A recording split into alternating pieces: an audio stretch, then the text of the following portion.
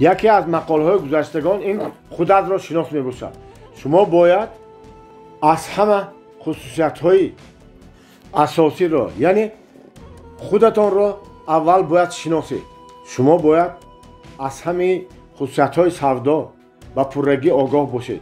عیناً همینطور اوید خرید و فروش خدمات‌های شخصی هم باید همه خصوصیت‌هایتان را و همه مایده چویده‌هایش باید دانید.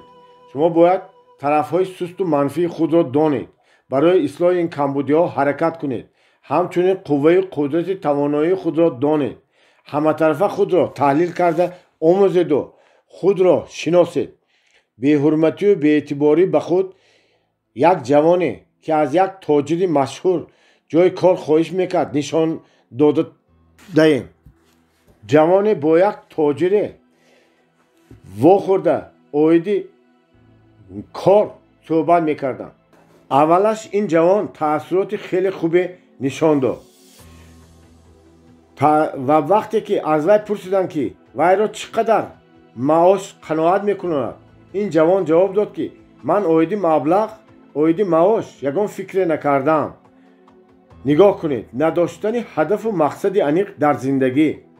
متخصص کارخانه گفت این طور باشد ما به شما همان قدر مبلغ میدیم که شما چقدر بها دارید و به شما یک هفته مهلت آزمایشی میدیم. من راضی نیستم، گفت جوان، زیرا در جای پیشتر کار میکردم از این زیادتر مبلغ میگرفتم. همین را در طول حیات از خاطر نبرارید که اگر شما به کار نو رفتنی باشید پس با باوری باید دانید که قدر و قیمت شما خیلی بلند میایستد. البته یک مسئله پول و مبلغ یابی باشد، پس مسئله دیگر این بلند بودن نرخ عمل شما و خود شما هستید. بسیار کسان طلباتهای خود را به امکانیت‌های خودشان ندانسته خطا میکنند.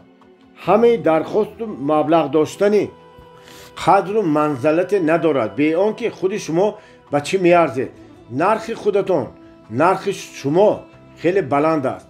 نرخ شما، قدر و قیمت شما از تشکیلاتچگی، مهارت و استعداد و کاردانی خود شما وابستگی کلان دارد و قدر و قیمتان با همین معین کرده می شود. شرط و شرایط های شما کدام ها؟ اگر شما خدمت خود را فروشید پس البته نتیجه سالانه را دیده برآمده تحلیل نمودن شرط و ضرور است. این تحلیل های سالانه به شما امکانیت می دهد که از کمبودی های گذشته خلاصه درکاری برارید. خلاصه براری کرده دیگر آنها را تکرار نکنید و صفت و ثمره کارتان را بهتر گردانید. این تحلیل به شما امکانیت می دهد تا که دانید که شما یک قدم به پیش رفته یا که در جای خود ایستاده و یا اینکه عاقب روی کرده ایستاده. البته شخصی موفق و کاردان نام و نیک و کاردانی و نمونه دیگران می باشد. همین تحلیل به شما امکان می دهد که شما فهمیده می توانید که پیش رفته ایستاده و این پیشروی گرچند خیلی کم باشد هم به هر حال این چیزی حیاتاً ضروری است. شما همین جنبست را می توانید در آخر هر سال کنید و به دستاوردهایتان خودتان اقلا فکراً شناس شده خود را مبارکباد گویید و شما آید این خود تلقین کنی سوالهایی که در پایان آورده می شود یاری کلام می رساند. یعنی خود را تحلیل کرده توانستن لازم است و این سوال ها را خیلی خوب استفاده برید. آنها را از نظر گذارید. بگذار یگان شخصی نزدیکتان این جواب ها را تفتیش کنند. 28 سوالنامه پرسش های خود. یکم، آیا من به مقصد مرام خودم که برای همین سال معین کرده بودم رسیدم؟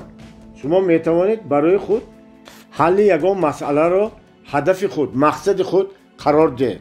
دوم، آیا من خدمت رسانی را به صفت و با مهارت به جا آوردم و ممکن که باز هم صفتش را بلندتر کردنم لازم بود؟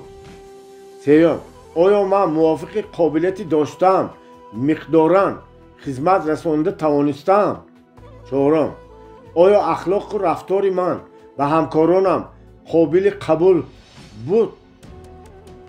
панҷум, оё ман одати оқибпартоӣ ва сустиро гум кардам ва агар ҳа, то кадом дараҷа? шашум, оё ман одату рафторҳоямро беҳтар кардам ва агар ҳа бошад, пас чӣ тавр? ҳафтум, оё ман барои иҷрои нақшаҳое кашидаам содиқона ва бо тамоми ҳастиям амал кардам ва корро то ба охир бурда расонидам? ҳаштум, оё ман муяссар гаштам ки ба тезӣ қарори дурустеро қабул кунам ва оё дар ҳама ҳолатҳо ҳамин тавр амал кардам? нуҳум, оё ман аз уҳдаи пасисар кардани ҳамон 6 нишонаҳои тарсу ваҳм баромада тавонистам? даҳум, оё ман хеле эҳтиёткор будам ва ба беэҳтиётӣ роҳ додам дар вақти ба сӯи мақсад ба пеш рафтанам?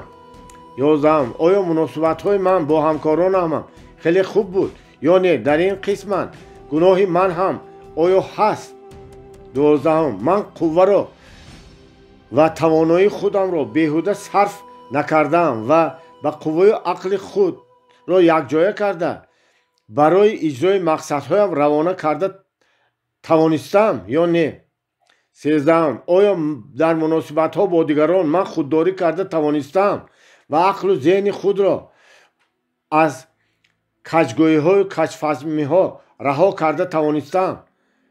чордаҳум, оё ба кадом тарз ман метавонам маҳорати кордонии худамро такмил диҳаму пеш барам?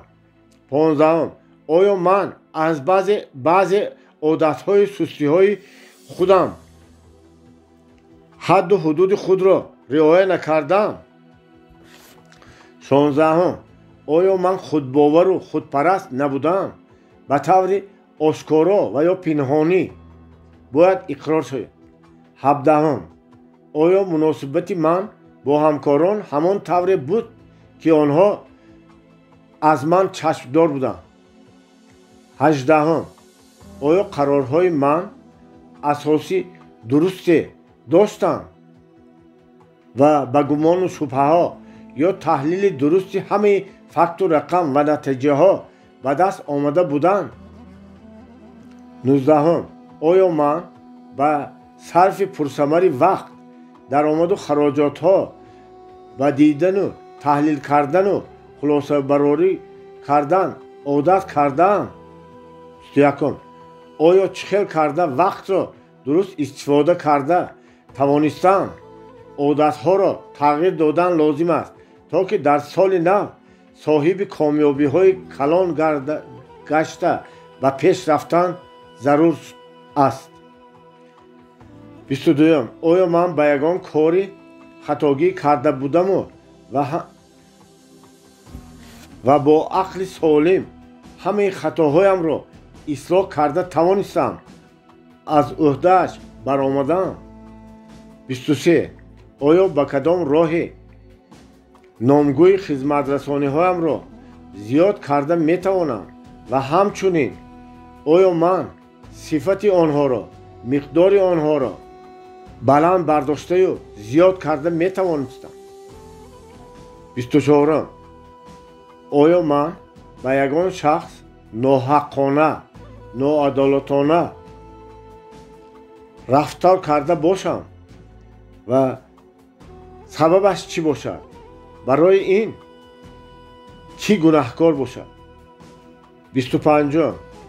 оё ки агар ман худам хизматрасонии худамро баҳодиҳӣ кунам, ман аз ин розӣ мешудам ё ин ки аз хизмати дигарон истифода мебурдам? 26. оё ман кори дурусту таби диламро интихоб кардам ва агар небошад, пас сабаб чаро? 27. оё харидорини хизматрасониҳои ман аз кори ман розиянд ва агар не, сабабаш чӣ? 28. ҳозира баҳодиҳӣ ба муваффақияти кори ман чӣ хел аст, агар ки ба омилҳои пешравию комёбгардӣ асос карда шуда бошанд? ошкоро ва рӯйросту ҳаққонӣ ҷавоб диҳед. дар ҳолати зарурият аз хизмати шахсе ки ба шумо беҳеҷ тарсу истиҳола рости гапро мегӯяду истифода кунед.